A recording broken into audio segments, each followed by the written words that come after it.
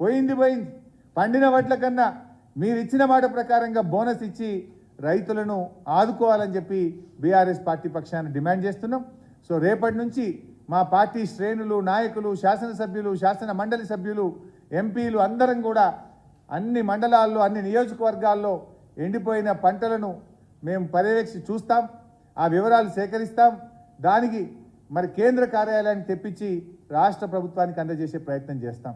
ఈ సందర్భంగా మరొక్కసారి నేను రైతులకు చేసే విజ్ఞప్తి ఒకటే, ధైర్యంగా ఉండండి, ఆత్మవిశ్వాసంతో ఉండండి.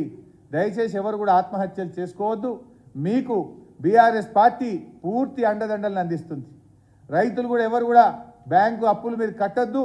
మేము అవసరమైతే వచ్చి మీ పక్షాన్ని నిలబడి పోరాటం చేస్తాం. ధైర్యంగా ఉండాలి, అప్పులు కట్టద్దని కూడా రైతులకు విజ్ఞప్తి చేస్తూ ఉన్నాం. అదేవిధంగా రైతులు కూడా 500 బోనస్ ఈ ప్రభుత్వం నుంచి తీసుకోవాలి. తొందరపడి మధ్య దళారులకు కానీ తక్కువ ధరకు వడ్లు అమ్ముకోవద్దు.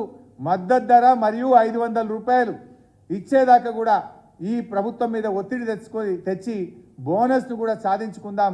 బోనస్ కోసం కూడా రైతులు ఆగాలని, బోనస్ ప్రకటన వచ్చిన తర్వాత మనము ప్రభుత్వ కొనుగోలు కేంద్రాల్లోనే వడ్లు అమ్మి ఈ ప్రభుత్వం మీద ఒత్తిడి తెచ్చి బోనస్ను సాధించుకునే దిశగా కూడా ప్రయత్నం